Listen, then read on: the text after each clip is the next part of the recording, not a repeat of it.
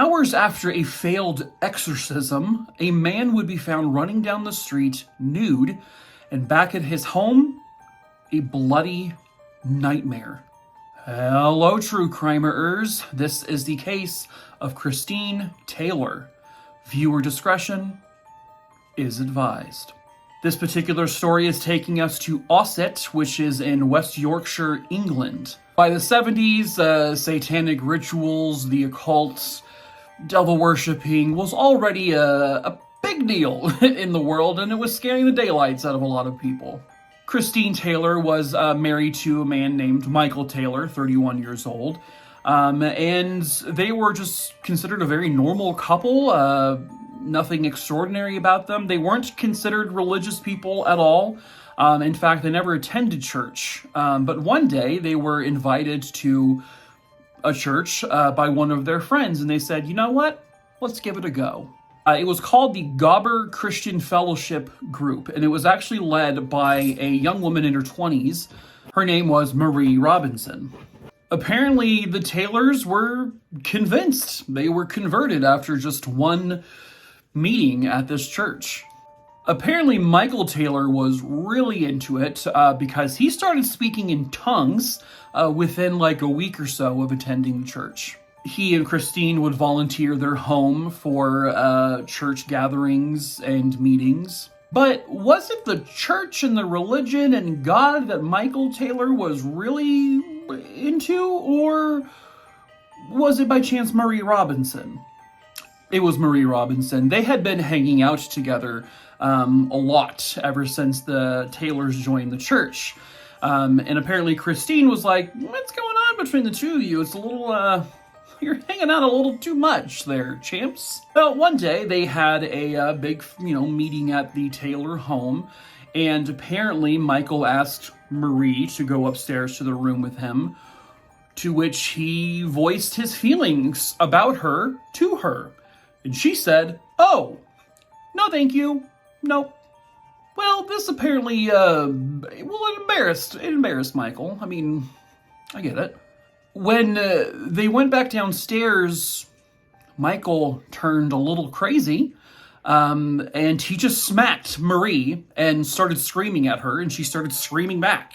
The next, week or so, Michael was, off the rails, cuckoo, kachoo, wackadoo mode, and it was very concerning to everyone, especially the church. Well, apparently his behavior was all they really needed. They got approval to do an exorcism on him, I guess. That, literally.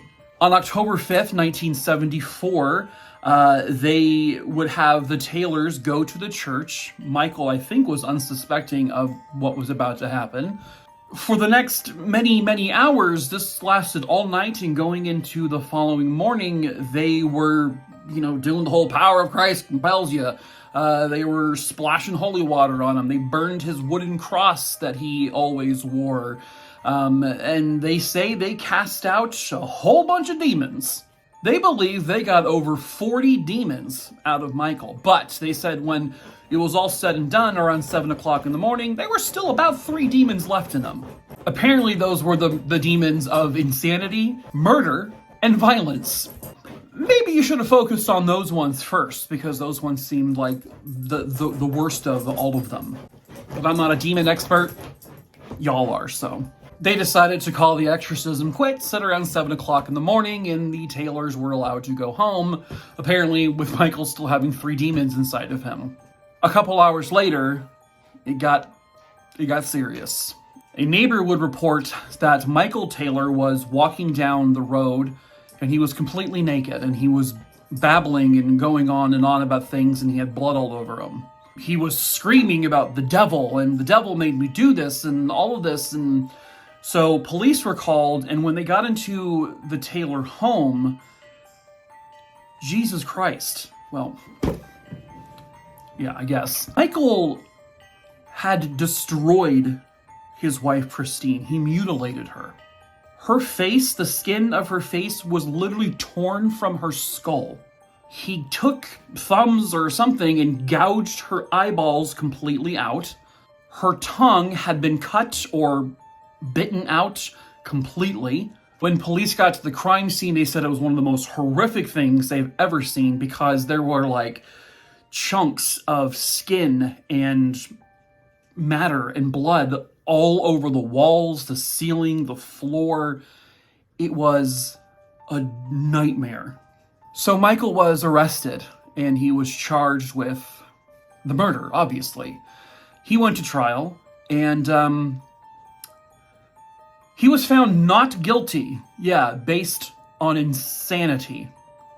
The defense said the events of the exorcism caused his psychosis or his psychotic break or whatever you want to call it, but it was because of that. And so insanity caused him to do what he did to Christine. And so he was acquitted, but he would be required to spend at least 2 years in a hospital. But he ended up spending 4 years in psychiatric hospitals. And then he was released back to the public. No one else was charged with anything, no one from the exorcism. As a matter of fact, the priest who led the exorcism got a promotion from the church, like a few months later. So, yeah, this, I